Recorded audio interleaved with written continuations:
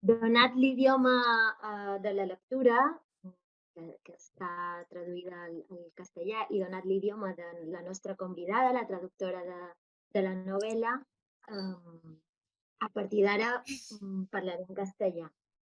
Y bueno, quería decir que, en primer lugar, por qué elegimos esta novela y pensamos que en un club de lectura, como que ya las otras dos novelas que hemos elegido nos daban unas visiones sobre cómo se vive en países lejanos al nuestro, dentro de la cultura árabe, pues que era interesante también tener la visión de una escritora árabe, además egipcia, sobre un lugar muy cercano a nosotros, Granada, y la distancia la pone el tiempo, la historia, ¿no? Porque estamos viendo una sociedad cómo viven, cómo piensan, qué les ocurre en el pasado.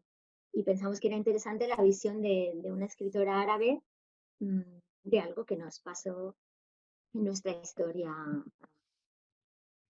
cercana.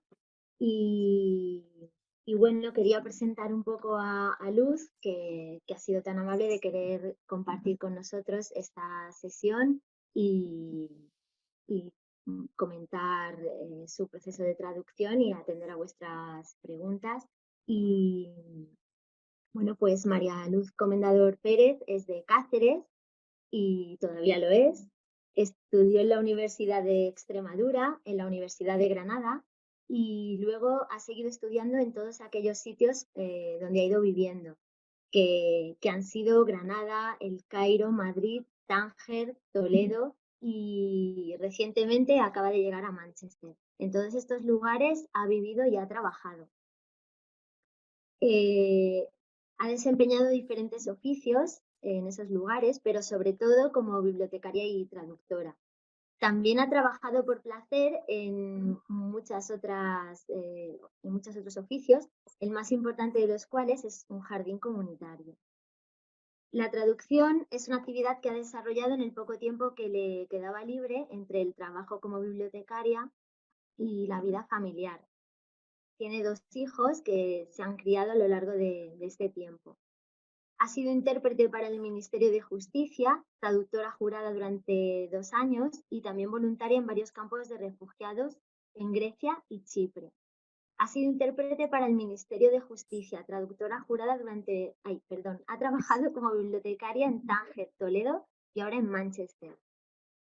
En Toledo trabajó en la Universidad de Castilla-La Mancha como bibliotecaria en la Escuela de Traductores durante más de 20 años. Nos ha comentado que al trabajo en equipo allí y al contacto y amistad con los traductores que conoció, debe lo bueno que puede haber en lo que ha traducido. Como traductora literaria, ha traducido a Jabra Ibrahim Jabra, Abderrahman Munif, Radwa Ashur, Emiri Nasrallah, Elias Huri, Sinan Antun, Sonallah Ibrahim, Ibn al-Muqaffa, Tarek el-Tayyib, entre otros. Y le paso la palabra para que nos cuente un poco cómo fue su proceso de traducción y desde que recibió la propuesta de traducir el libro hasta las dificultades que se encontró a lo largo de ese camino.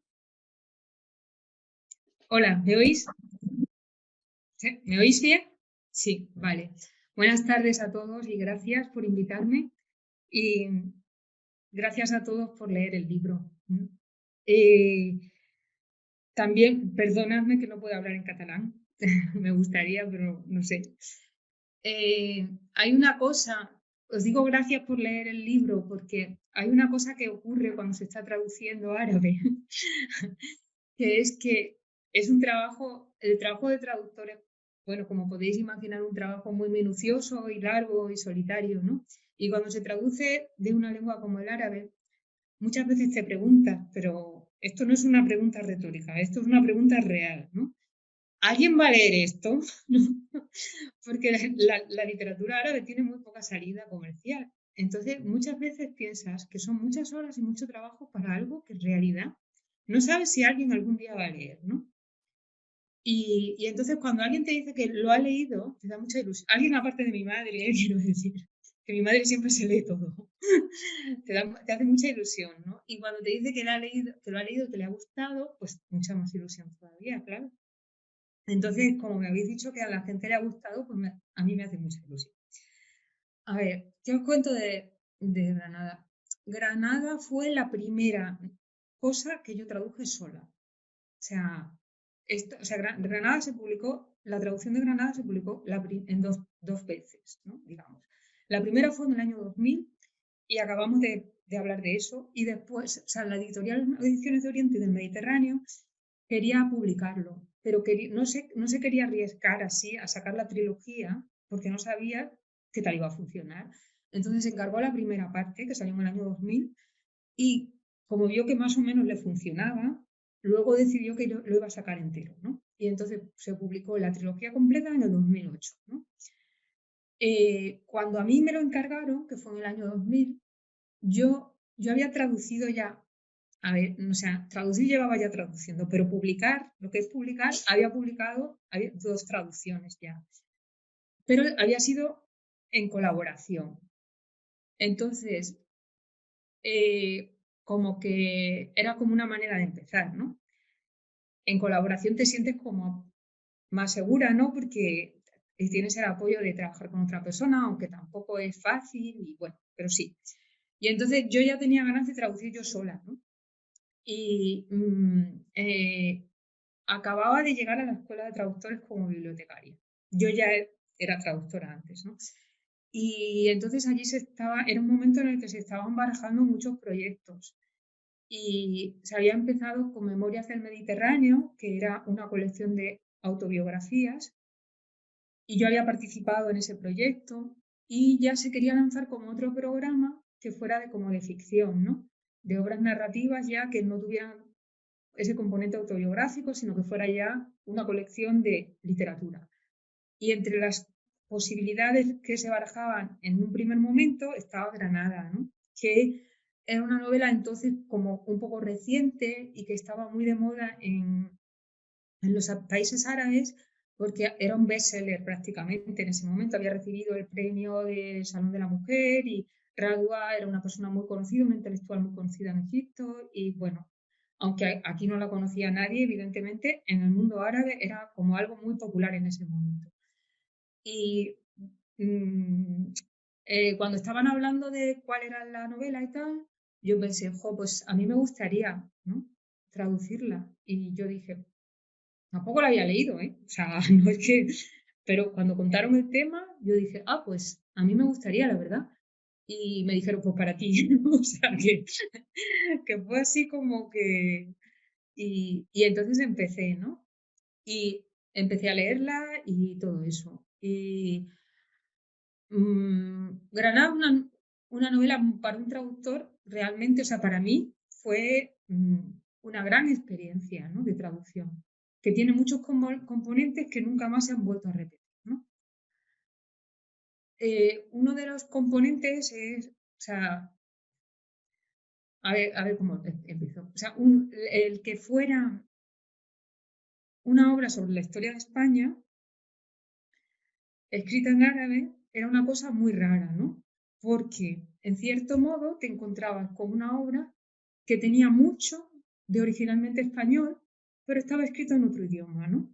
Entonces, en realidad, Radwa lo que había tenido que hacer era traducir mucho del español, ¿no? O sea, no solamente, o sea, ella había generado una obra de ficción basada en mucha literatura que originalmente no solamente trataba sobre España, sino que incluso estaba escrita en español. Y era como un proceso de retrotraducción, ¿no? De devolver al castellano algo que originalmente ya era castellano, ¿no?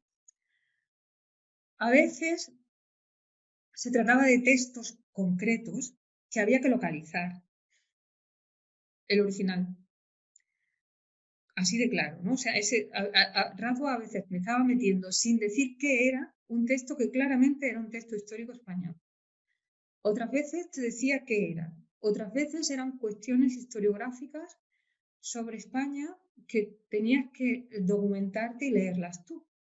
Entonces era como una especie de rompecabezas de devolver al castellano algo que no sabía lo que era, pero que claramente ahí estaba, ¿no?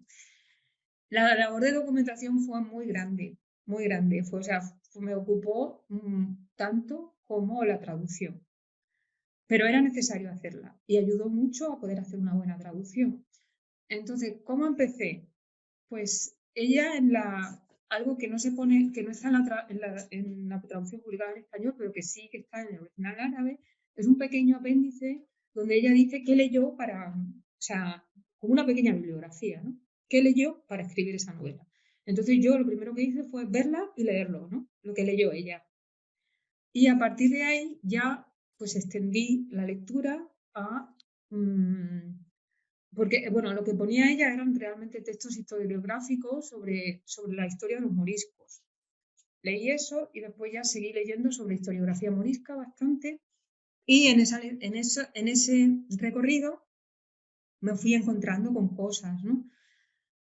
Que ella mencionaba, ¿no? O sea, yo fui como deshaciendo la novela y viendo cómo ella lo había llegado a componerla, ¿no? Porque realmente lo que hace Radwa, cuando una vez que te has leído la bibliografía morisca, lo que hace Radwa es como tomar ejemplos de todo lo que ha leído, ¿no? O sea, ahí está todo. Está los censos que estudian la historiografía francesa, los censos de población, de los moriscos, por ejemplo, sobre todo en la parte de los moriscos valencianos, están desde los edictos de expulsión, los acuerdos del principio hasta el final, todo está documentado, ¿no? O por ejemplo, la fatua de Almagraoui, ¿no? Ahí no sé si recordáis que hay un momento en el que alguien hace mención o sea, se dice claramente que la fatua de Almagraoui al-Waharani, que es un documento histórico que existe, en el que un muftí pide, o sea, recoge esa consulta de los musulmanes españoles de qué vamos a hacer ahora, ¿no? O sea, ¿cómo vamos a cumplir los preceptos religiosos de nuestra religión si nos están persiguiendo y hacerlo nos pone en peligro, ¿no? Y entonces, bueno, pues ahí les recuerda que existe ese concepto islámico de la taqía, ¿no? De que no necesitas, si tienes que ocultar que eres musulmán para salvar tu vida, puedes hacerlo, que no pasa nada. Y les insta a que resistan y a que mantengan su fe, pero sean prudentes y todo eso, ¿no? O sea, todo eso está. Y entonces fue como recogerlo. Y hubo momentos, además, como que era casi como exactamente un puzzle, ¿no? Por ejemplo, hay un trozo muy gracioso que es, no sé si recordáis, creo que es la boda de Moraima o no me acuerdo, hay una boda en la que acaban cantando todos, ¿no? Y entonces recitan, o sea, como hay alguien que se lanza ahí a recitar como una especie de romance caballeresco, ¿no? En el que aparece, pues no me acuerdo si que habla de la espada dulcicar y de los caballos y no me acuerdo quién era el protagonista. Bueno, pues todo eso está en las leyendas moriscas de Guillén de Robles. Ella no lo dice, pero eso es una de las leyendas moriscas que recoge Guillén de Robles, por ejemplo, ¿no? Y entonces yo, no sé cómo, dije, ay, pero la encontré, ¿no? Digo, ostras, esto es de Guillén de Robles. Y fui, y me la encontré, pero entonces que Radwa la había traducido, casi palabra por palabra, pero faltaban trozos, ¿no? Que no había traducido, que no sé si es que ella se los inventó o qué pasó, pero a mí la de Guillén de Robles no me cuadraba al 100% con el texto árabe que faltaba. Y entonces tenía que suplir los agujeros, ¿no? Inventándome como una lengua de la época que no se notara que ahí había un agujero, ¿no? Entonces tenía que imitar el estilo de Guillén de Robles, por ejemplo. Y era muy gracioso, ¿no? O sea, era como un reto casi de juego, ¿no? Decía, venga, tal ahí, ¿no? Pero sí, o sea, todo estaba, ¿no? Entonces, bueno, pues eh, fue muy estimulante, ¿no? Profesionalmente, y luego también pues aprendí mucho, ¿no? Porque era pues muchas cosas de la historia de los moriscos que yo no sabía casi nada tampoco, así que estuvo bien, sí. Y no sé qué más puedo contar. Conocí a Radwa, estuve con ella creo que 3 veces, era una persona muy amable, siempre, o sea, desde el una persona amable y muy interesante, ¿no? Muy seria, muy meditativa, ¿no? y muy comprometida políticamente y, en cierto modo, una persona un poco triste, ¿no? O sea, tenía el peso de muchas cosas que le habían pasado, ¿no? O sea, en su vida, que seguramente habréis visto así un poco como es, ¿no? Su vida personal, ¿no? Que está muy marcada pues, por, por la tragedia palestina, ¿no? Y, familiarmente, ¿no? Y por su compromiso político y de ella y de su marido, que también conocía. Y bueno, eso fue siempre muy amable. Por ejemplo, desde el primer momento me dijo que si quería, se puso a mi disposición, ¿no? Para ayudar. La verdad es que la obra no era difícil, o sea, su árabe no era particularmente difícil. La gran dificultad estaba más que nada en poder sacar eso en español de una manera digna, ¿no? Porque el público español iba a ser mucho más exigente, puesto que nosotros, esa es nuestra historia, son nuestras palabras y tenía que ser, o sea, no es que no iba a leer a alguien ajeno a ese contexto histórico, sino que lo íbamos a leer nosotros, gente que sabemos cómo se hablaba en España en esa época, cuáles eran los documentos históricos que existían, ¿no? Entonces había que ser mucho más riguroso. Y la dificultad estaba ahí, más que en la lengua suya, que no era particularmente difícil, ¿no? Así que, bueno, pero sí, no tuve que hacerle muchas preguntas, pero algunas sí que me quise asegurarme con ella si había entendido bien cuando tenía algún problema. Y bueno, luego nos vimos un par de veces más en el Cairo y en el High Festival de Granada cuando vino. Y, y bien, bien. Ella estaba muy contenta con que Granada hubiera tenido tanta lectura fuera. Sí. Y también le gustó mucho la idea de que en España se hubiera traducido, ¿no? Porque aunque ella no lo había escrito para los españoles, bueno, pues era como interesante que los españoles lo leyeran, ¿no?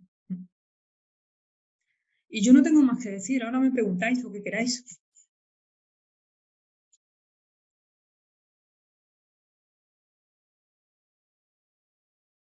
No os oigo. Ah, Venga, vale. ánimo.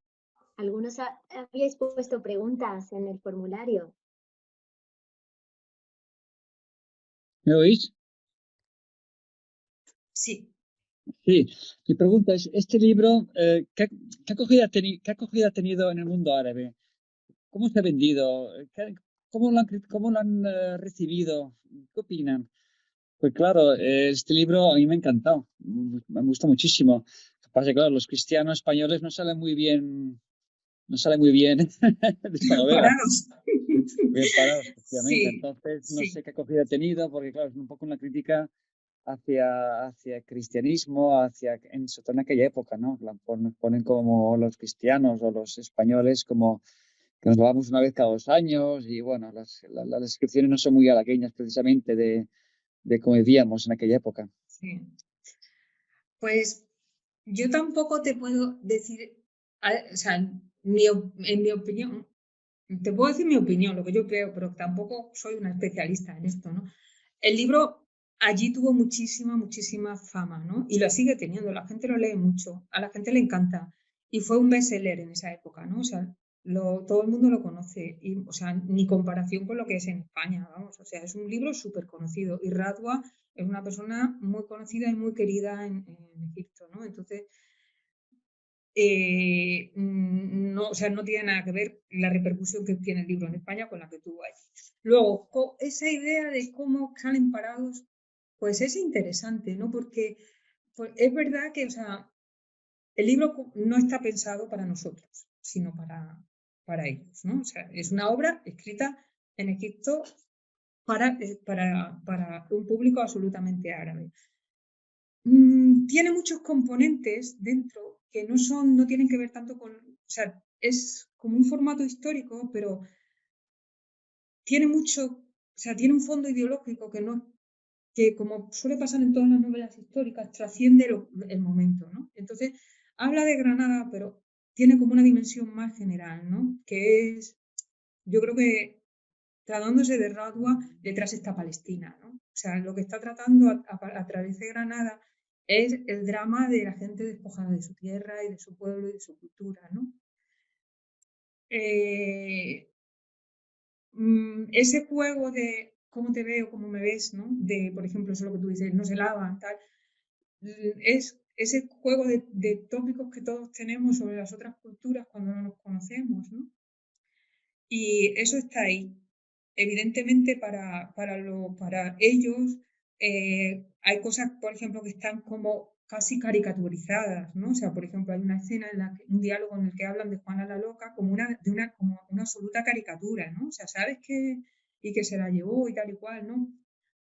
Pues sí, o sea, eso hay que reconocerlo, ¿no? O sea, que hay veces que son simplificaciones, ¿no? Vistas desde nuestro punto de vista, ¿no? Pero no lo sé, o sea, yo no creo que sea una obra escrita contra los cristianos, ¿no? Sino como una manera de plasmar en la historia el drama de los oprimidos y de la gente que ha sido despojada de su cultura, de su tierra y se ha tenido que ir al exilio, ¿no?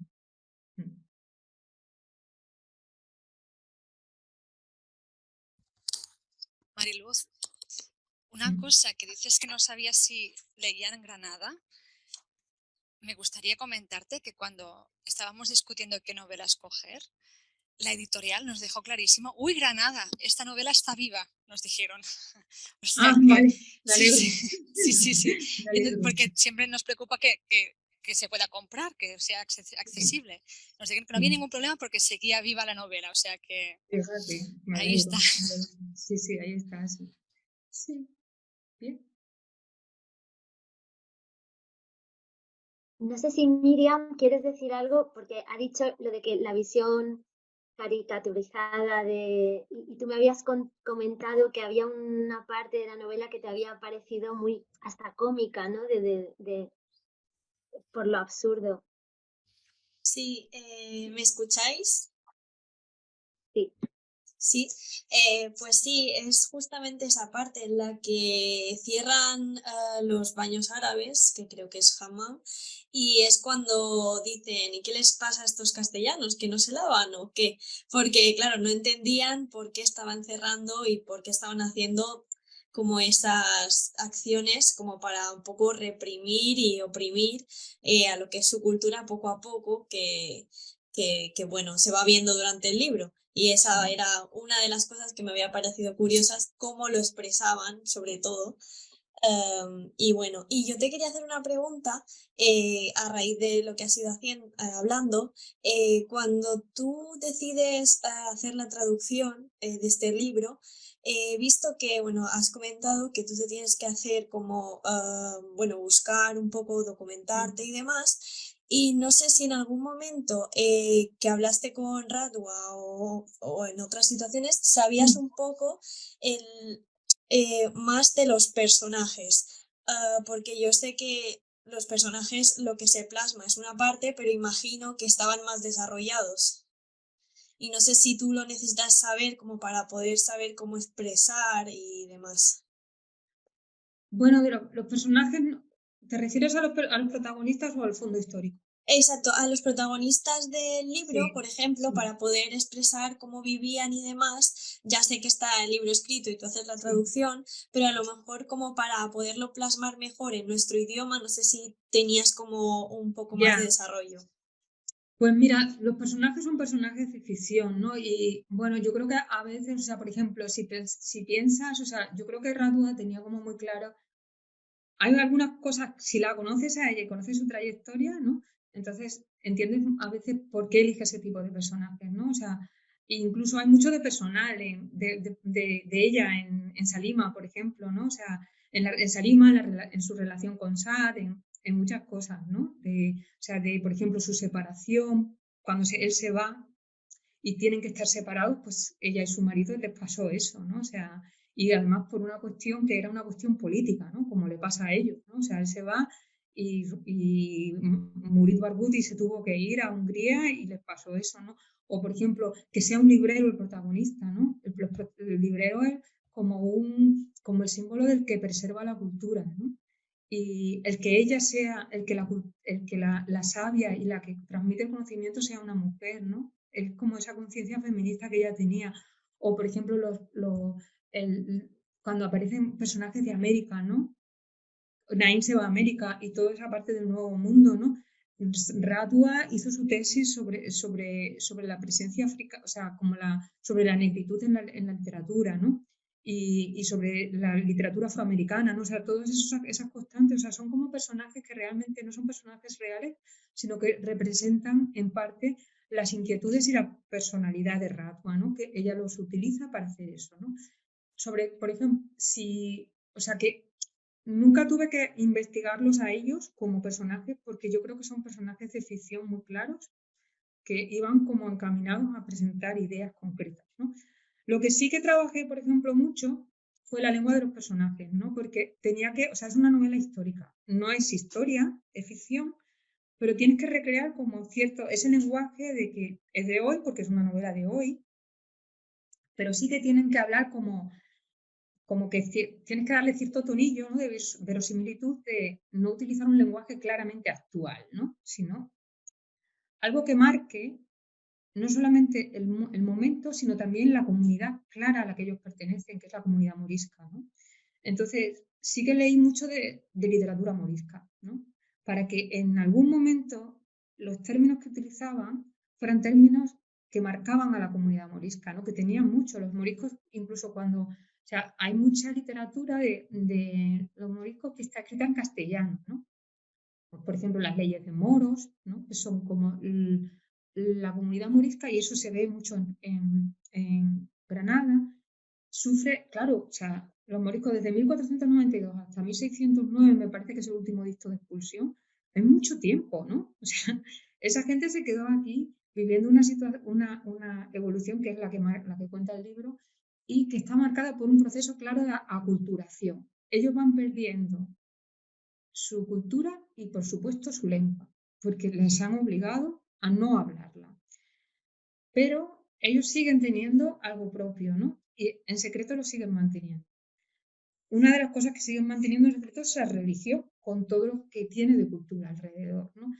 Entonces, aunque hablen castellano, hay cosas que no pueden decir en castellano, porque no se dicen, porque no existe una palabra en castellano para nombrarlas, ¿no? Sobre todo las cuestiones relacionadas con la religión, ¿no?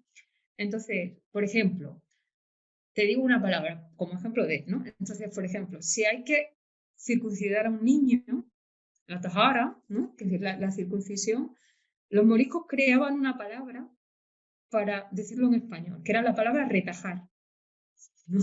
De tahara, retajar, que era circuncidar a un niño, ¿no? Entonces, este tipo de palabras intentaba meterlas de vez en cuando para marcar que su diálogo pertenecía a una comunidad que tenía claramente una marca dentro del español, una marca propia de comunicación, ¿no?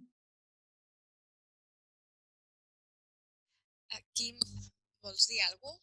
Que tens la maixacada. Hola, sí. Hola. En primer lugar, quería saludarte porque nos conocimos hace tiempo. Me estaba acordando de eso. ¿Estás acordando de eso? Cuando he visto tu nombre digo, pero yo a este lo conozco. Sí. Qué casualidad. El mundo es muy pequeño. El mundo es un pañuelo, sí. Y nada, no sé, tendría bastantes preguntas, pero te hago un par. Primero, me ha parecido, o sea, al leer el libro, me ha parecido muy sencillo, muy fluido. Entonces, yo no sé hasta qué punto los que podéis leer en árabe bien, Sí. Si en árabe te da la misma sensación o es todo mérito tuyo. O sea. No, gracias.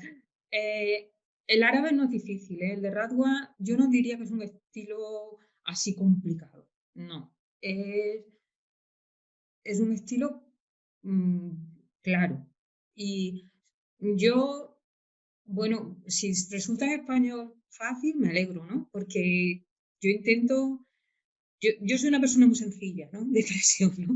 Quiero decir que yo, por ejemplo, cuando me ofrecen algo de traducir, si lo veo muy difícil, digo no.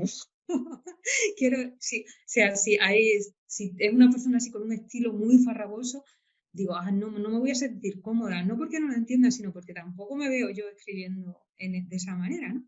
Entonces, el estilo de Radwa es sencillo. Yo reconozco que a mí me gusta escribir que se entienda.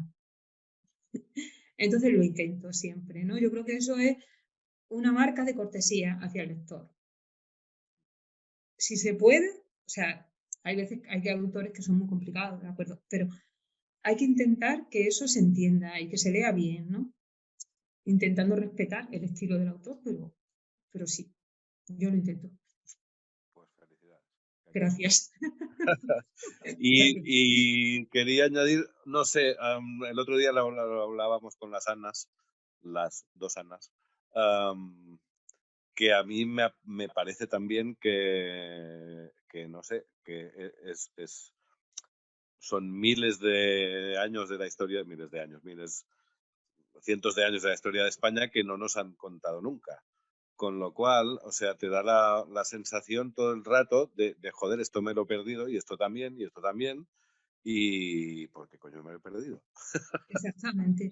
La verdad es que yo tuve esa misma sensación cuando me empecé a leer la historia de los moriscos. Dije, y yo había estudiado filología semítica y cultura árabe y historia del Islam, historia del Al-Ándalus, y yo no sabía nada de los moriscos. O sea, que imagínate hasta qué punto nos lo hemos perdido todos, ¿no? Yo creo que eso es una cosa muy clara, ¿no? O sea, pero eso se extiende a los moriscos y a mucho más, ¿no? O sea, la historia de los países es la historia oficial, ¿no? La que decidimos que vamos, no decidimos, deciden que vamos a estudiar, ¿no? Entonces, lo otro no existe hasta que investigas, ¿no?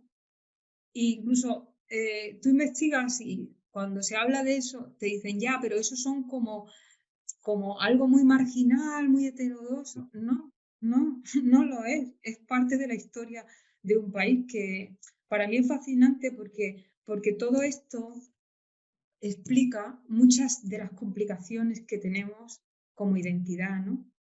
O sea, el que cuando tú estudias la literatura española o la literatura o la historia de España, no te digan que parte de los españoles fueron expulsados, parte de los españoles, no de los marroquíes o... No, parte de la población española hablaba árabe, así. Yo cuando estaba en Granada, o sea, en Toledo, por ejemplo, trabajando en la biblioteca, y venían los estudiantes de instituto a conocer la escuela de traductores y todo eso, yo siempre le empezaba diciendo, en el siglo XII y XIII, en Toledo se hablaban dos lenguas, principalmente el castellano y el árabe. Y todos se quedaban así, ¿no? Digo, pero no porque hubiera gente extranjera, sino porque los toledanos hablaban árabe. Y le suena como a fantasía y a cuento chino, pero es que eso es una gran realidad.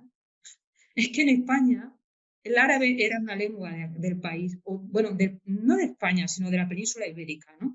Porque España no existía, en realidad, ¿no? O sea, que España existe cuando quieren y cuando quieren existe España, desde el año 14 antes de Cristo y cuando quieren no existe, ¿no? Entonces, en realidad España empieza en 1492, ¿no? Esa unificación, antes no existía, pero bueno, cuando quieren hablar de Cido, no sé qué, sí que existe España, ¿no?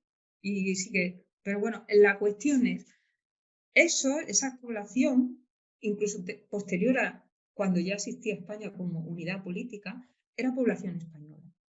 Y todo lo que culturalmente define a España era en parte árabe, ¿no?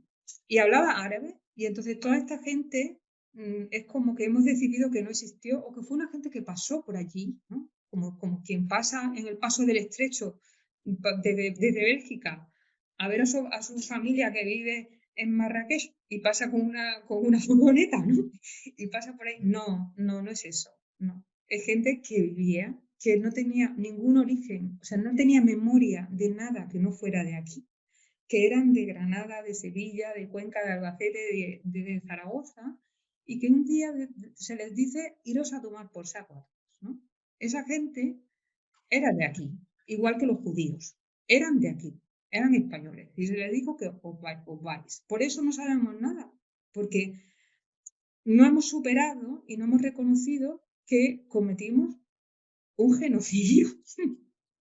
Claro, con dos grandes comunidades que formaban parte de nuestra cultura.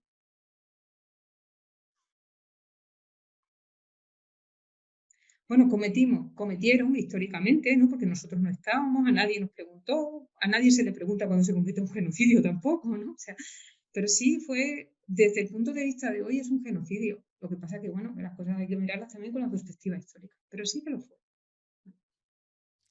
Sí, parece que hoy en día dices ya ha pasado tiempo como para decir, bueno, pues ya sabemos más cosas o las que escondimos ya las podemos contar, pero no, tampoco. No, tampoco, es verdad, tampoco, porque podríamos decir eso. ¿Por qué no reconocer? No, yo, por ejemplo, ahora que estoy montando una biblioteca, digo, literatura española y tal, y digo, ¿y el collar de la paloma? ¿Por qué no está aquí? ¿No? El collar de la paloma debería estar en todas las bibliotecas públicas españolas que quieran mostrar qué fue la cultura española. Porque la escribió alguien que era de Murcia. Sí, es así. Ana, ¿quieres preguntar algo? Lo que yo quería un poco es ratificar lo que has dicho antes, el tema de la historia como nos la han contado, porque siempre ha sido la historia contada a través de los vencedores. Y en este caso, yo te agradezco el que al traducir la obra se haya presentado como una nueva historia o una nueva manera de ver la historia, otro punto de vista de lo que sucedió, porque ha transmitido, por lo menos yo lo he notado un poco la angustia que tenían en ese momento a la hora de tener que salir. No entendían por qué, porque esa era su tierra, esas eran sus casas y lo tenían que dejar todo completamente. Entonces, sí que un poco lo que has transmitido, lo que se ha transmitido a través de la traducción, pues un poco es una nueva manera de ver la historia o de cómo nos la han contado, que era un poco lo que comentabas. Y bueno, pues eso yo lo agradezco. Gracias.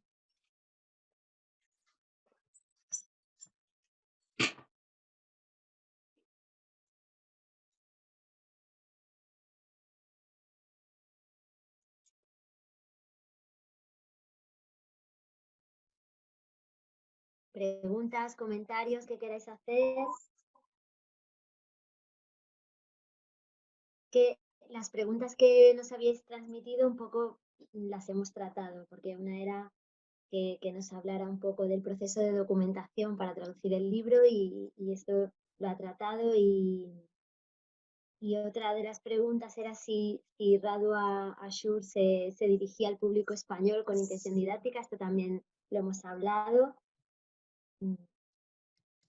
Bueno, ¿puedo hacer alguna pregunta más? Claro. Sí, claro, todas las que queráis. Sí. Sí, bueno, este libro, los personajes femeninos, efectivamente, como tú bien has dicho, son muy feministas y tienen mucha fuerza, mucha independencia, mucho carácter, mucha sabiduría. Es la misma que investiga, que cura. Y, bueno, me ha impresionado. Pero un personaje que me ha causado mucha curiosidad es Causa. No he entendido muy bien el motivo. Dicen que denunciaba a su padre y que por ello lo han encarcelado y tampoco entiendo muy bien si todo esto es la relación luego con Ali, que la persigue siendo una niña. Y luego ella luego no sigue con él, sino que se va con un cristiano. Es un personaje muy extraño para mí. Causa es el de la última parte, ¿no? De la partida, ¿no? Es que yo ya... Sí, de la partida. Cuéntamelo Sí, tú, porque cuéntame bueno, quién era Causa. Creo que Causa es una chica que vive en Alfayaya, este pueblo valenciano. Lo he buscado y no lo he encontrado en ningún diccionario. No sé cómo se llama ahora. Igual se lo inventó, ¿sabes? Si es Alchira o lo he buscado y aparece el Alfayara de Zaragoza, que es un palacio, pero el pueblo que describe no lo he encontrado. Pero bueno, ella por lo visto asesinan a su hermana y ella, cuando llegan los inquisidores, se lanza contra... Por lo visto denuncia a su padre, la ataca a los inquisidores, la hacen presa, la llevan a Valencia y luego al cabo de unos años la liberan, creo, y se casa con un cristiano. El que está enamorado de ella, siendo una chiquilla, es Ali, precisamente Ali. Y Ali, bueno, la va a buscar a Valencia y después de muchos intentos Sí, la localiza, pero ella lo repudia, ella no está enamorada sí, de él de ella sí, sí, y al final pues ella se casa con un cristiano que alguien no lo entiende porque no se lava nunca y porque, no sé ya, qué, bueno, el hecho sí, es que está muy ella lo fuerte. repudia y él se va con la prostituta y se consuela, pero tampoco se enamora de la prostituta, sino sigue enamorado De- de causa y luego también cuida a su hija, que nace de un cristiano. Es una relación muy extraña. Sí, sí, ahora me acuerdo, sí. Bueno, sí, yo creo que sí, No esa entiendo parte a causa. ¿no? No entiendes a causar. Sí, no Ah, sé por qué denunció a su padre y porque ella es por- repudiada por su propio pueblo. Todo el mundo la repudia en su pueblo. porque ella defendió a su hermana, ¿no?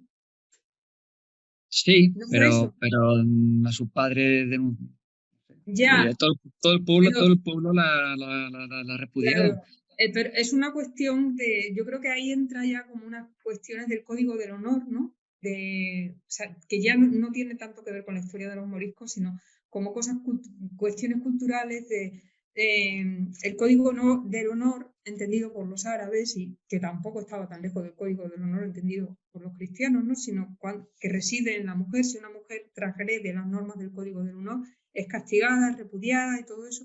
Y ella decide, o sea, ella lo que hace es apoyar a su hermana y como ha apoyado a su hermana, todo lo demás dice, pues fuera, ¿no? Sí. Esa Pero parte, por denuncia. ejemplo, es muy interesante, de esa parte la que recuerdo que me llamó mucho la atención y que es verdad, yo tampoco lo sabía, ¿eh? Porque hay no sé si os acordáis de ahí, de esa última parte, de que hay un momento en el que creo que Ali va a como una especie de fonda ah, en el que hay unas prostitutas y habla con Exacto. ellas y son moriscas, ¿no? Ellas son Sí, sí. moriscas, pero ellas no saben, ellas recuerdan cosas, ¿no? Pero no saben realmente en qué consiste su religión y todo eso, ¿no? Y esa parte es muy curiosa porque tiene mucho de real, ¿no? O sea, parece que como que la comunidad morisca última se marginalizó mucho, ¿no? O sea, la gente, bueno, eso es una cosa muy evidente si lo pensamos hoy, porque a los refugiados de todos los países les pasa lo mismo, ¿no? Cuando la gente piensa en los refugiados que vienen o cuando los medios de comunicación hablan de los refugiados, piensan que son gente pobre que viene aquí a vivir de nuestros sistemas de protección, ¿no? En realidad la gente refugiada que viene a Europa es gente que ha podido pagarse ese viaje. No son pobres, son gente de clase media. No, La gente son pobre, pobres, no pobre, son pobres. No, no no pueden son pagar el pobres. viaje. No, la gente pobre, pobre, se queda. Y Se eso fue lo quedan. que le pasó a los moriscos. Esas moriscas, esas prostitutas moriscas son el resto que quedó, ¿no? O sea, la gente se va yendo en cuanto puede, porque ve que aquí ya no hay salida, se embarcan por Murcia, por Valencia y se van a Berbería, pero queda gente que son arrieros, que son prostitutas, y esa gente está absolutamente aculturizada, ¿no? No saben quiénes son. Ellas dicen, nosotros creemos, recordamos cosas, pero no saben nada de su religión, no tienen identidad, ¿no? Y esa parte está bien pillada ahí, ¿no? O sea, y ese ya proceso en el que se van casando con cristianos, ¿no? Ya hay, ese final es como ya de qué hacemos con los, Descentralizado. claro, de los restos que quedan, ¿no? O sea, solamente los que hay los que tienen así como un estatus un poco más, si acaso, intentan mantener, ¿no? El que manda a sus hijas a casarse, no sé si es a Zaragoza o por ahí, ¿no? La familia esta también al final, ¿no? No sé si recordáis que casa con unos. O sea, o sea, como los moriscos se van arrinconando, los últimos que quedan son los del Reino de Valencia. O sea, los primeros que desaparecen son los de Granada y o sea, se va estrechando el cerco hacia la zona de Valencia y de ahí por los puertos ya afuera, ¿no? Y eso es lo que hace, por eso la historia acaba en Valencia y en esa zona. Y con gente muy marginal ya y muy perdida. Sí, muchas gracias. Venga. Coral, vols dir alguna cosa?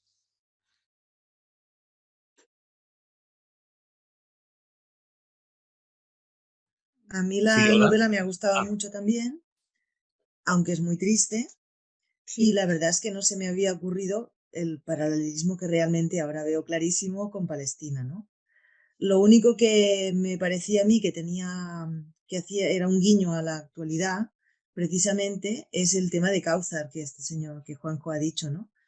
A mí este tema del asesinato de la hermana gemela de Cáucar me suena mucho a cosas que están pasando aquí Sí, hoy, ¿no? Como el caso de las chicas de Terrassa que fueron asesinadas en Pakistán o, bueno, no sé, es el único punto que veo que me ha resonado a la actualidad, pero bueno, por todo lo demás, muy, muy contenta de haber conocido esta parte de la historia. sí, Gracias. gracias a vosotros. Radwa en algún momento lo dice, no sé si lo habéis leído por ahí, porque es algo que ella lo dijo algunas veces. O sea, cuando yo creo que fue aquí cuando vino, le preguntaron que cómo se le había ocurrido lo de Granada, ¿no? Y entonces ella dijo que, o sea, que para ella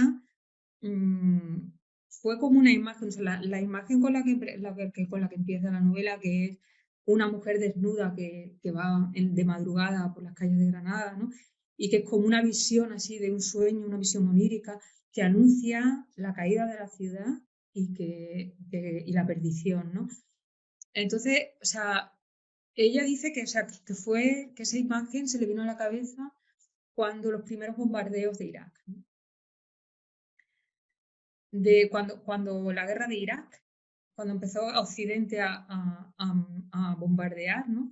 Que fue yo lo viví allí y para los países árabes fue una atrocidad, ¿no? O sea, se vivió como un dolor, ¿no? O sea, de ver cómo se bombardeaba Irak.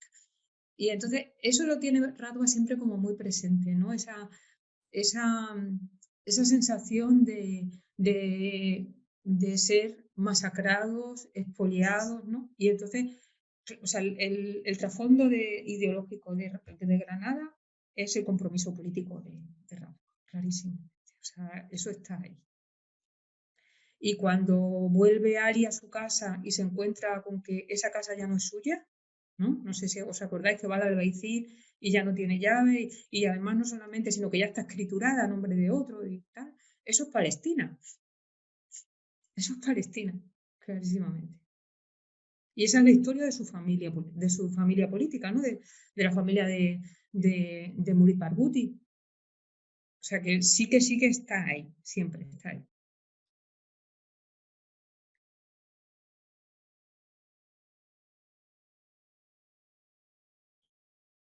Pero tiene mucho más arte que su marido. Desde mi punto de vista. Su marido, yo no sé, porque yo no sé mucho de poesía, pero su marido era, porque murió ya así, era un poeta muy reputado. Ella era mucho más conocida que él, pero su marido... En cambio, el libro que yo leí no... ¿No te gustó? No, bueno, es demasiado realista y, no sé, mucho más pesado y el libro de Radwa Ashur es mucho más ameno, ¿no? Es una novela, ¿no? Sí, sí. ¿Cuál leíste de Murid? ¿He visto Ramala? He visto Ramala, ¿no? Sí, sí. Su hijo también es poeta. Ay, perdón. Sí, sí. Jesús, que vols dir alguna cosa? No, estàvem dubtant y por un momento he colocado, he puesto el micro, lo he activado y por eso no os habéis oído. No, bueno, a mí la verdad es que todo lo que se ha comentado aquí sobre la cuestión de los moriscos me parece apasionante, tan apasionante como triste desde todos los puntos de vista y muy ejemplificadora de todos los procesos de aculturación y las historias de vencedores y las de los vencidos que normalmente suelen ocultarse. Y no deja de ser alucinante como, a pesar de la proximidad geográfica, ¿no? Se ha creado una barrera tan sólida entre el norte y el sur del Mediterráneo, ¿no? Es una cosa totalmente increíble, si no es por eso, porque interesa mucho legitimar las realidades políticas a partir de la historia y del silencio de la historia, de las dos cosas, ¿no? Sí.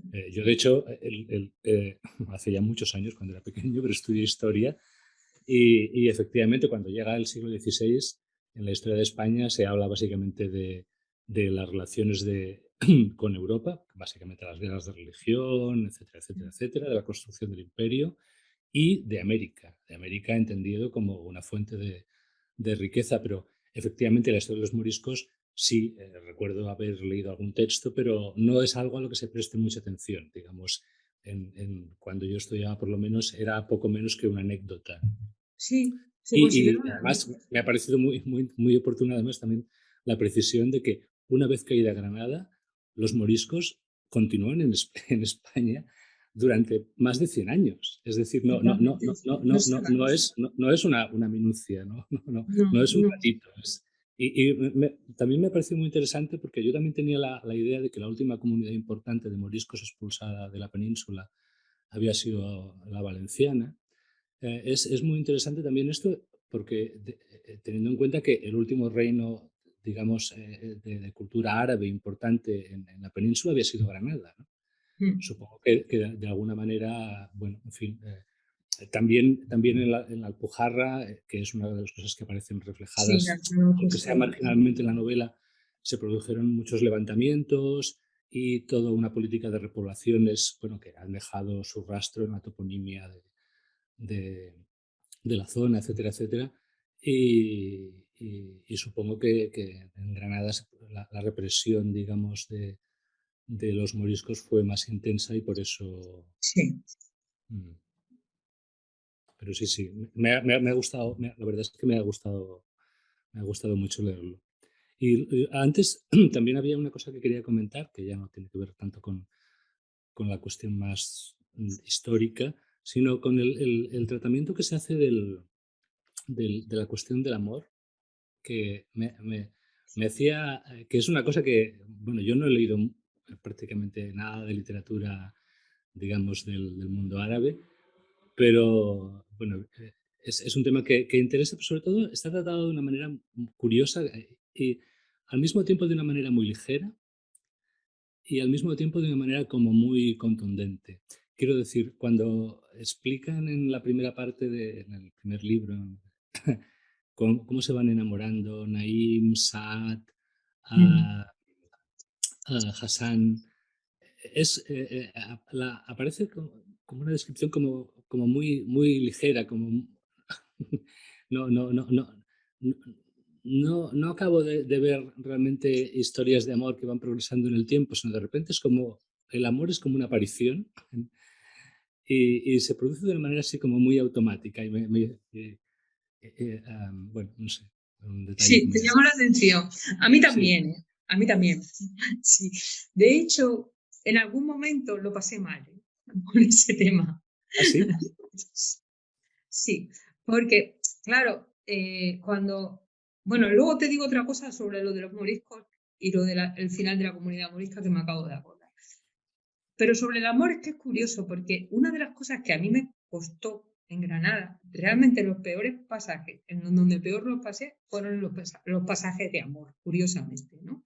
Me costó mucho traducirlos, porque yo creo que, yo no sé si es rasgo, creo que es algo también cultural, ¿eh?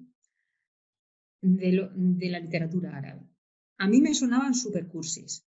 O sea, entonces, yo no sabía cómo meterle mano a aquello, ¿no? Porque yo decía, es que si lo pongo tal cual, es que es muy cool. O sea, esa parte de, por ejemplo, de cuando son jovencillos y tal, ¿no? Que, vale, que es un poco ligera, tal, es verdad que no desarrolla, no avanza, o esto así como muy romántico, pero al mismo tiempo muy superficial, ¿no? Pero luego hay una escena de sexo en la segunda parte, en la que hay como una alegoría con un tarro de miel y no sé qué, que dice, ostras, esto qué difícil es de mantener, ¿no? Porque son y tan veloso todo, que en español sonaba super cursi y me costó, o sea, que no quería que sonara ridículo, claro, porque culturalmente lo trae y te daba más risa que otra cosa, ¿no? Entonces tenías que intentar ahí encajarlo para que no sonara risa, ¿no? Porque había un cambio cultural tan grande o sea, tuve que hacer como filigrana para que no sonara, no diera risa al leerlo, ¿no? Esa escena de amor, ¿no? Sí, yo creo que ahí hay un aspecto cultural importante, ¿no? En cómo se tratará. Sí, luego sobre lo que decías o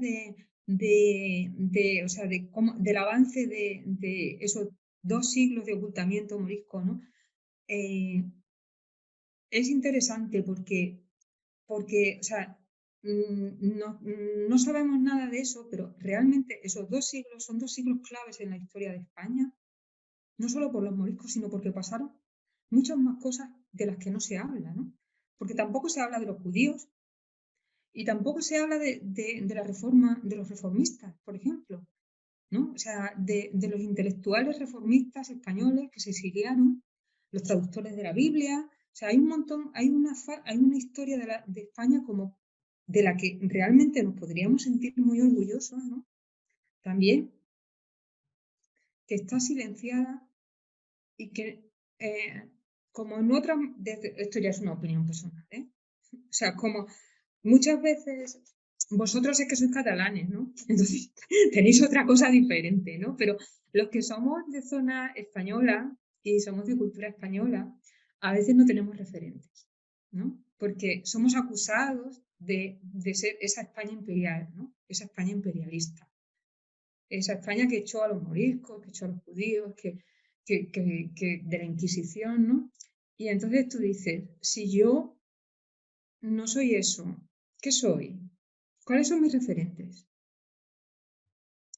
Entonces, todos esos referentes que son la pluralidad de cultura que supuso los moriscos, el intento de una reforma del cristianismo que supuso la ilustración, o sea, el erasmismo o el reformismo, todo eso se ha callado, ¿no? O sea, que es muy curioso. O sea, por ejemplo, los judíos, no sabemos que los moriscos se fueron a Valencia, pero o sea, todo lo que tú dices de que después de la guerra de la Alpujarra toda esa gente se la movió, ¿no? Fueron desplazados dentro de la península antes de irse fuera del todo. Yo soy de Cáceres, por ejemplo, ¿no? Bueno, pues a Extremadura fueron muchísimos moriscos. Había pueblos en Extremadura en los que los curas no se atrevían a entrar porque temían que los mataran. Esto ya cuando ya todo el mundo era cristiano, ¿eh? O sea, no en la época de la Reconquista ni nada de eso, sino en 1700. Hornachos, un pueblo de Badajoz, era un fortín de moriscos. Allí no entraba nadie. Cuando consiguieron sacar a los hornachegos de Hornachos, los de Hornachos se fueron todos juntos, se exiliaron todos juntos a Salé, a Marruecos, y montaron una república pirata que asaltaba a los barcos españoles desde allí. Son historias impresionantes que tú dices, ¿y por qué no las sabemos? ¿No? Yo cuando me enteré de la República de Piratas de Hornachos en Salé, me quedé muerta. Digo, pero como nadie me lo había contado, es muy importante. ¿No? Pues es que es eso, no sabemos casi nada.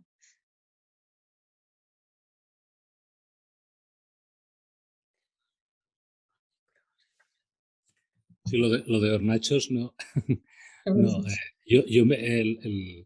nos enteramos ahora porque tuvimos la suerte de poder pasar unos días en Rabat y la verdad es que es, en fin, sí, de vez en cuando uno de repente casualmente descubre cosas realmente sorprendentes, ¿no?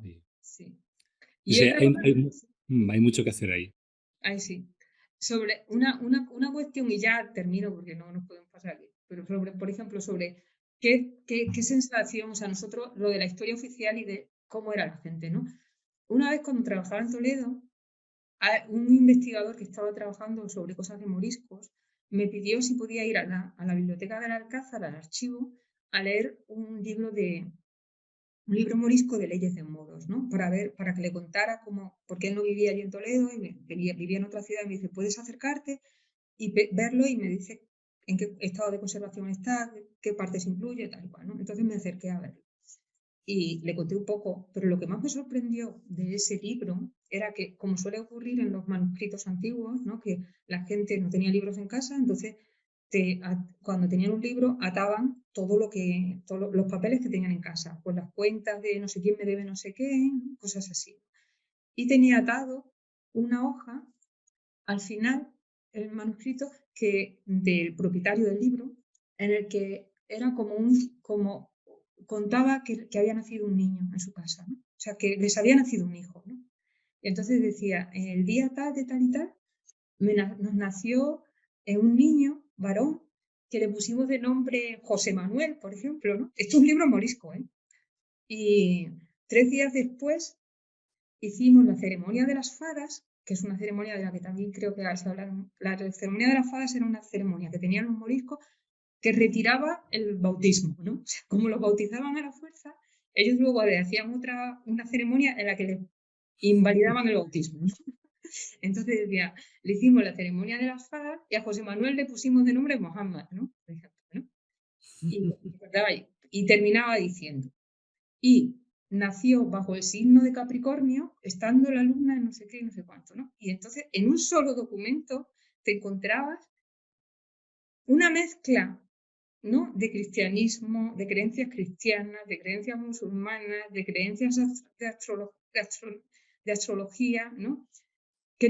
O sea, que tú dices, es que así era la gente, ¿no? O sea, no era esto ni lo otro, sino que era un lío de cosas muy grande, ¿no? Es muy interesante esa sensación de que la gente es una mezcla de todo, ¿no? Que es un poco lo que se ve también al final en Granada, ¿no? ¿Te puedo hacer una pregunta? Sí. ¿Cuál es más histórica y no es del libro propiamente dicho? Sí. Si hubo esta represión de los cristianos hacia la población musulmana, ¿qué pasó antes? O sea, en 1450, 1400, 1300, había una convivencia que cada religión podía ejercer libremente, había no sé, catedrales, había culto al cristianismo, bien, porque si algo convive bien, no es normal que el cristianismo quiera erradicar la otra. O es como ahora mismo creo que es Marrakech, que he ido un par de veces, o a otras ciudades de Marruecos, que las iglesias creo que no están permitidas, o sea... No están permitidas, efectivamente, no están permitidas. Ocurre lo mismo aquí también, porque si hubo estas represiones, porque antes también había una prohibición hacia el culto cristiano, y esto igual desencadenó esta persecución. Yo no soy historiadora, no te puedo contar mucho, pero sí sé que, o sea, que durante la Edad Media, eso que llaman de las convivencias de las culturas se basó en unos acuerdos políticos que permitían, por ejemplo, cuando un territorio era musulmán, ¿no? Ellos permitían que los cristianos estuvieran allí y tuvieran sus iglesias y su estatus, y los judíos también, siempre que les pagaran, ¿no? Impuestos, porque los musulmanes eran los que mandaban y los otros tenían un impuesto por pertenecer a otra comunidad religiosa, pero les permitía, ¿no? Estar allí. Durante mucho tiempo los reyes, o sea, durante la Edad Media también, los reyes cristianos permitieron a las comunidades judías y musulmanas estar allí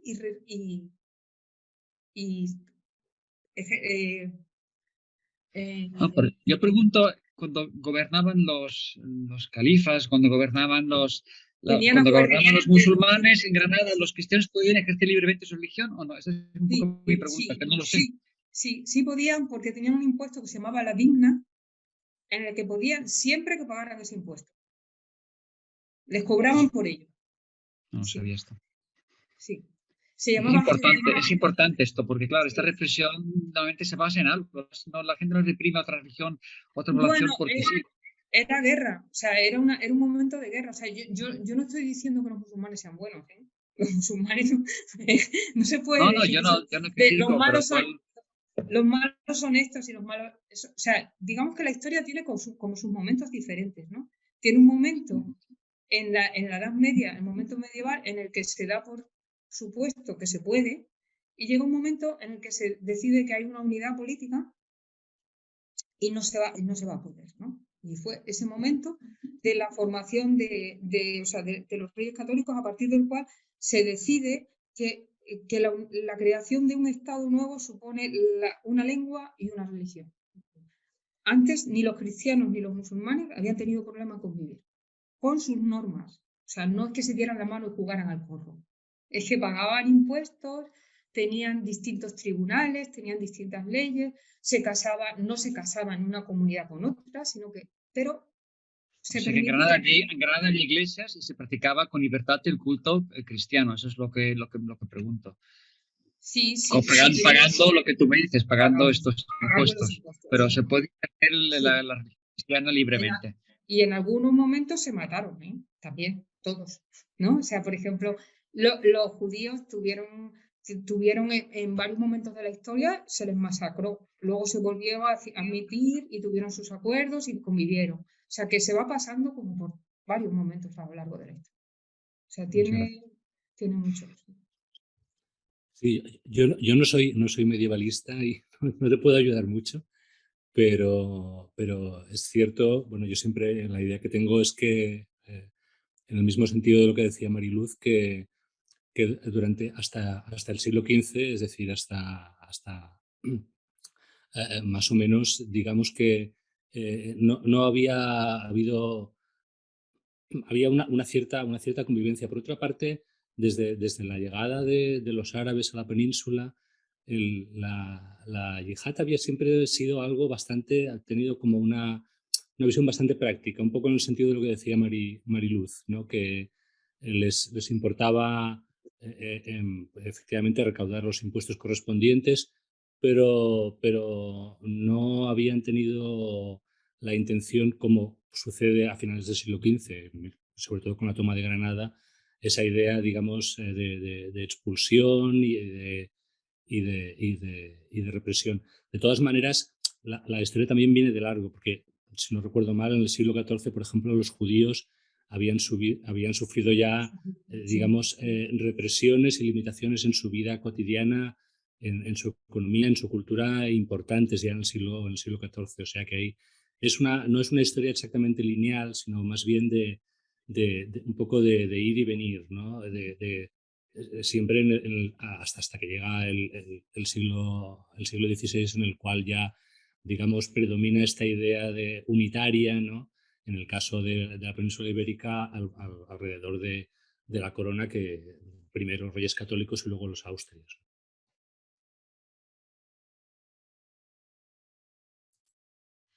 Mariluz, yo tengo una pregunta muy concreta, una curiosidad. Al principio de la novela, cuando es la toma de Granada, hay un hecho que me llama mucho la atención porque me sorprende muchísimo, ¿no? Que es cuando la Radua describe la procesión que hacen los reyes católicos entrando a la ciudad. Y me impresiona muchísimo, ¿no?, esta descripción, porque pienso que es brutal. O sea, como lo describe Radua, me parece impresionante por la época, ¿no? Entonces, la pregunta es, ¿esto ¿esto se lo ha inventado o existen registros que explican esta entrada de los reyes católicos a Granada y que fue de esta forma? No lo sé. Realmente eso no sé si se lo inventó o no.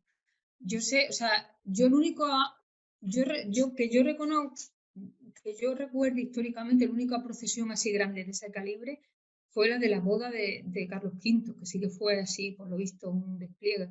Pero esa no sé si es una cosa inventada, que ella, o sea, yo creo que Radua lo que tiene claro es que quiere meter la historia de América ahí, ¿no?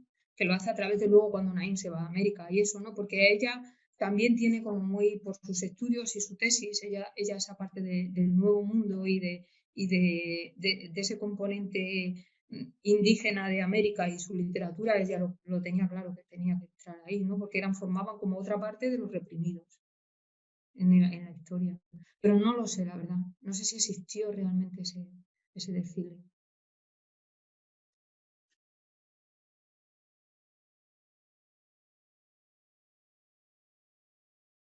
Pero, Dolores, no sé si queréis comentar algo, qué os ha parecido el libro con ella, aprovechad que la tenemos. Pues yo, si puedo hablar un momento, yo comentar que me ha encantado el libro, muchísimo. He disfrutado mucho leyéndolo y sobre todo he aprendido mucho. Conocía un poquito la historia de los moriscos que le hemos estudiado, pero no le había visto el paralelismo que tiene con el mundo actual. Es decir, que no aprendemos de la historia, que ya volvemos a estar. O sea, lo que hemos vivido no nos ha servido de nada. Bueno, me ha gustado muchísimo y es cierto que el lenguaje es sencillo, bueno, que es muy ágil todo, he encontrado que ha sido un libro muy ágil de una parte a otra, muy ágil. Y ahora que hablábamos de lo del Nuevo Mundo, para mí, tú has dicho, Mariluz, que digamos que haya puesto el Nuevo Mundo, digamos, dentro de la novela, también es parte de ella. Pero yo cuando lo leía encontraba que era muy extraño verlo aparecer en esta novela. O sea, para mí, este trozo que se va al Nuevo Mundo, que está tantos años allí y tal, para mí era como si era una cosa muy extraña, era como si lo hubieran metido allí. Para mí es una parte muy extraña dentro de esta novela, para mí. O sea, ahora lo pensé y ahora cuando has dicho esto, me he acordado de que cuando lo leía pensaba que, digo, ¿y esto qué hace aquí? Pero ahora entiendo que es por la personalidad de Radua que tenía que estar ahí. Pero a mí me sonó muy, muy raro verlo en la novela, mucho. Pero me ha encantado la novela muchísimo. O sea, yo estoy muy contenta de haberla leído. Me alegro, Sí. me alegro. Y eso que Dolores es una lectora Sí. empedernida. Vero, ¿quieres comentar?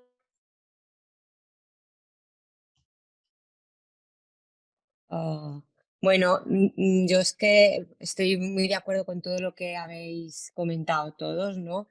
Y yo comentar que, bueno, yo soy mitad granaína y claro que la primera parte del libro, pues claro, yo conozco mucho Granada y poder situar la historia en, en los sitios que yo conozco y descubrir cosas que han pasado realmente en esos sitios, ¿no? Y me ha parecido, la verdad, muy interesante.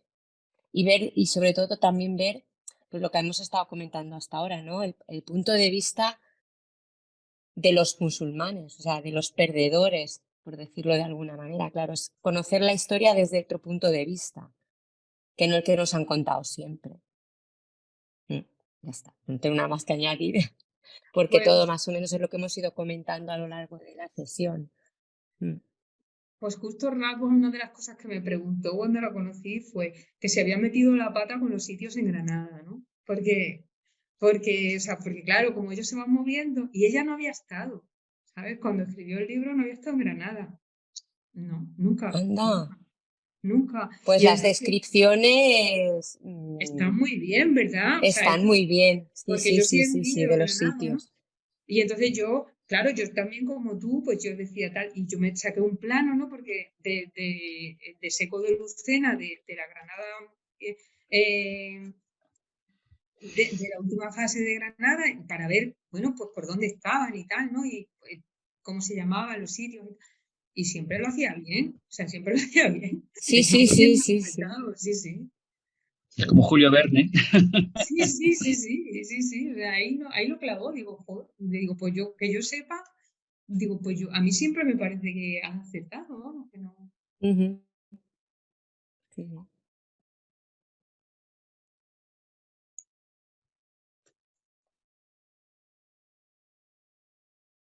Rita o Roser, no us animeu?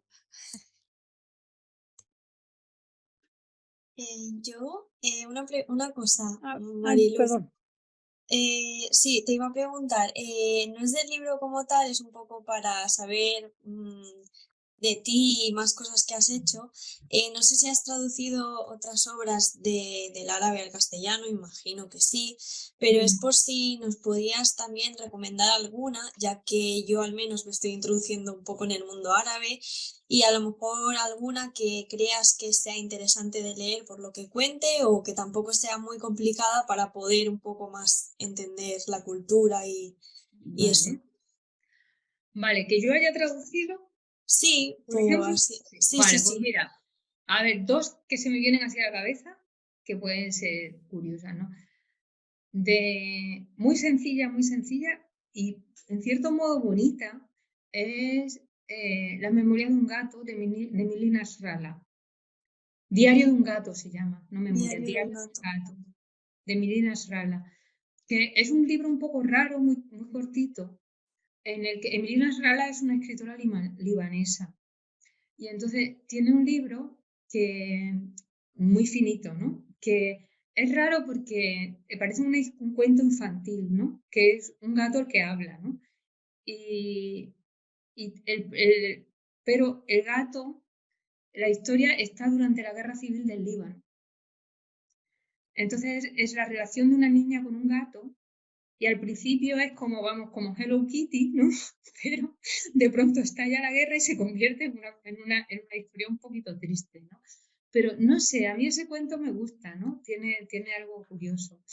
Y luego, una novela de las que yo he traducido, de las que más me ha costado traducir, pero considero que literariamente tiene una gran calidad, es Fragmentos de Bagdad, de Sinan Antun. Fragmentos de Bagdad es una novela muy peculiar porque habla de la comunidad cristiana de Irak. O sea, es una historia de cristianos. Está escrita en árabe. Sinan Antun es un escritor cristiano iraquí y cristiano estadounidense. O sea, iraquí estadounidense, tiene doble nacionalidad. Y como la mayor parte de los cristianos de Oriente Medio han acabado emigrando, ¿no? Y esa novela se desarrolla en un día, ¿no? Y es una historia real de un atentado que cometió el ISIS en una iglesia y entró y mató a muchísima gente durante una misa. Y es muy trágica, pero está maravillosamente contada y es muy bonita y es muy conmovedora. A mí me encantó. La verdad es que yo lloré mucho traduciéndola y revisándola, pero verdaderamente es una novela estupenda. Vale, perfecto, muchas gracias. Ahora ya miraré de leérmelo, que es interesante saber más sobre la cultura y así conozco un poco más las obras que has traducido. Nada, gracias. De nada. A mí también me ha gustado mucho, me gustan mucho las novelas históricas y en este caso era muy fácil que me gustase. Para añadir alguna cosa, a mí me ha gustado mucho la caracterización de los personajes, porque son personajes que son fuertes, que son valientes, que luchan, pero acabas sintiendo esa desesperación, ¿no? Porque todo le sale mal, porque la fuerza de la historia y cómo a través de estos personajes llegas a sentir la impotencia, que supongo que es lo que sienten, ¿no? Muchas personas que tienen que luchar contra la fuerza de la historia, por no decir de la política o del poder. Y estos en los personajes femeninos y en los personajes masculinos y en personajes diversos. Y esto creo que también es una de las cosas por las que tienes que leer este libro y cómo lo llegas a sentir, ¿no? A través de las palabras, que al final la literatura es esto. Sí, yo creo que sí, que justo es eso lo que Radua pretendía, ¿no? Lo que tú dices, como contar la historia de las personas que fueron arrastradas por la historia, ¿no? No, y la reflexión también es y lo que nos hemos perdido, ¿no? Que cómo podía haber sido este mundo, esta España, con esta mezcla riquísima de culturas y, bueno, lo que supuso también económicamente la marcha de los moriscos, ¿no? Y esa fuerza que tienen ellos de decir, aquí no nos quedamos ni para trabajar, nada, nos vamos todos y que si quieren que sea su mundo, pues que sea su mundo, ¿no? Sí, eso es. Sí.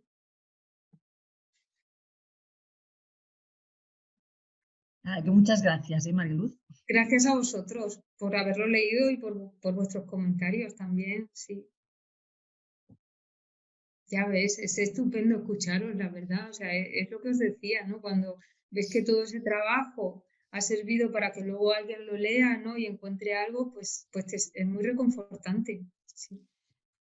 acabo de hacer una conexión que no sé si me voy de la bola o qué, pero Miriam ha escrito por el chat el nombre en árabe del pueblo donde termina Ali, en Valencia, El Jafaría. en Jafaría. Y el personaje del primer capítulo, bueno, de Granada, de la primera parte, es Abu Jafar.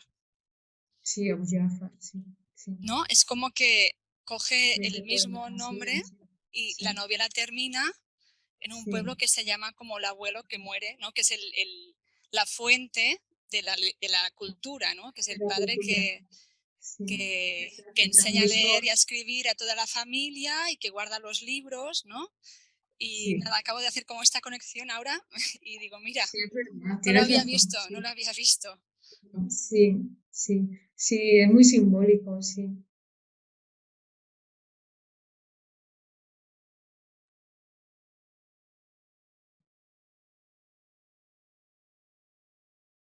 Rita, ¿no querías decir algo que te hemos cortado antes? Bueno, no, casi ya se ha dicho todo, pero ves, también es un libro que me ha gustado mucho y ahora que has mencionado lo de los libros, que le enseñó a leer y todo esto, lo que a mí me ha gustado muchísimo es cómo trataron luego a los libros. No lo escondían en la casa, luego lo metían en un baúl dentro de la tierra, que así que es precioso como, ¿no? Como símbolo ¿no? de lectura y de leer y de cultura y todo. Me gustó muchísimo. Y luego la parte de que ella, de alguna manera, es un libro escrito ¿no? desde un punto de vista árabe, cómo trata a la Inquisición, no, ay, se me ha ido la imagen, no sé. Ay, no sé. No, te vemos bien. ¿Me oís? No, ¿Sí? te vemos y te oímos. Yo sí. Ah, vale, no, es que se me ha ido la imagen a mí. Bueno, no, entonces, claro, lo que es la parte que describe la Inquisición me parece terrible. Claro, es que fue sí, pero fue sí. Que no, yo es que además me ha gustado que de alguna manera ves reafirmado lo que a veces hemos querido disimular un poco, lo que fue la Inquisición, pero fue algo bestial, de alguna manera. Y luego he tenido que echar mano porque yo ni me acordaba, porque cuando también sale lo del luterano, no de los luteranos, yo entonces digo, uy, ya estaban los luteranos entonces por la parte, ¿no? Por la parte de España. Entonces me ha servido también el libro para repasar un poco a unos momentos históricos, de verdad, que dices, no puede ser, ¿no? Los luteranos, luego lo de América. Sí, y a mí lo que ha dicho antes, no sé quién, lo de Nuevo Mundo, a mí sí que no me parecía desplazado de alguna manera, ¿no? Porque ya estaba, mire, ya teníamos a Colón, ¿no? Y había gente que se marchaba al Nuevo Mundo.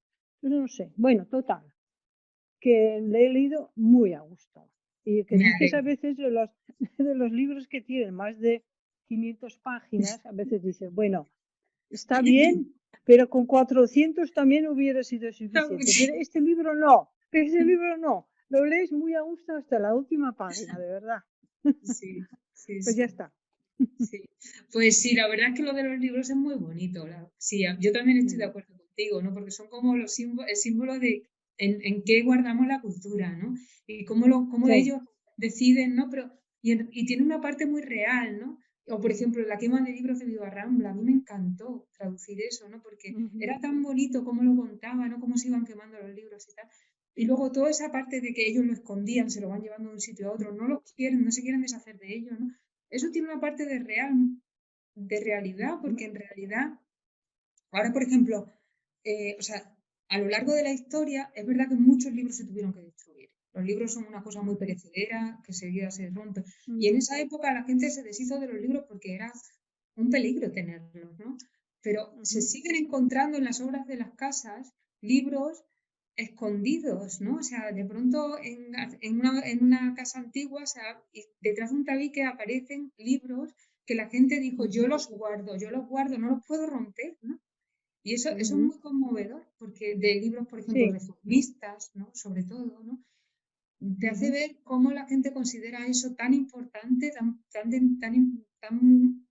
como que lo llevan tan dentro que dicen, yo esto no lo puedo, o sea, aunque sea peligroso yo lo escondo, pero yo no lo voy a romper, ¿no? Ni lo voy a quemar. Sí, eso es muy conmovedor.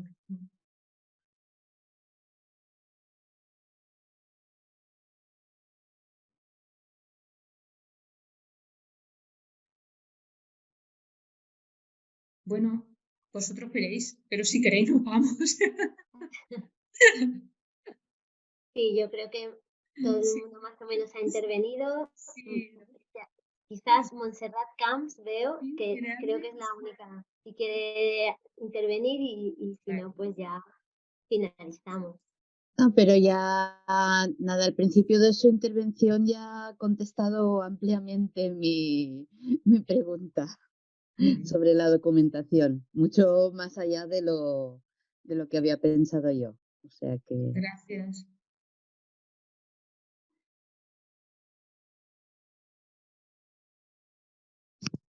Miriam, no te sentim. Hola. Perdón. Ah. No, ¿Qué? solamente una pregunta, Luz. Antes hablabas de la historiografía española y francesa que había utilizado Radua. No sé si tienes algún título en concreto en el que te hubiera comentado, que se hubiera pasado especialmente. Pues mira, no lo tengo aquí, pero por ejemplo, es que no me acuerdo, pero es que lo tengo todo. Si te interesa, te lo puedo mirar y mandártelo. Pero por ejemplo, ¿cómo se llama? Que se llama de apellido Vincent. Hay la Escuela de los Anales de Francia. Sí. Hay unos cuantos que estudiaron mucho a los moriscos desde el punto de vista demográfico y en eso se basa muchísimo, en esa parte. Vale, vale. Es mucho francés. O sea, era casi, se basa sobre todo en la historiografía francesa. Vale, vale. Porque español no leían. Y sí, pero le puedo, o sea, es que estoy un poco aquí, estoy en Manchester, que estoy como recién llegada, o sea, he tenido que hacer el pino con las orejas para conseguir el libro y poder leerlo un poco antes de venir. Entonces, en España es que lo tengo todo, pero aquí no tengo nada, pero sí que tengo todo eso. Bueno, nada, no te Si preocupes. Era por tenéis, si tenías... no sé si tenéis el libro en árabe, ¿alguien? ¿Alguien tiene el Si libro en tenemos árabe? El ¿Tú lo libro tienes, en Miriam? árabe. Pues mira, si miras al final de la primera, tienes el de Dar el Hilal, la edición de Dar el Hilal. A ver,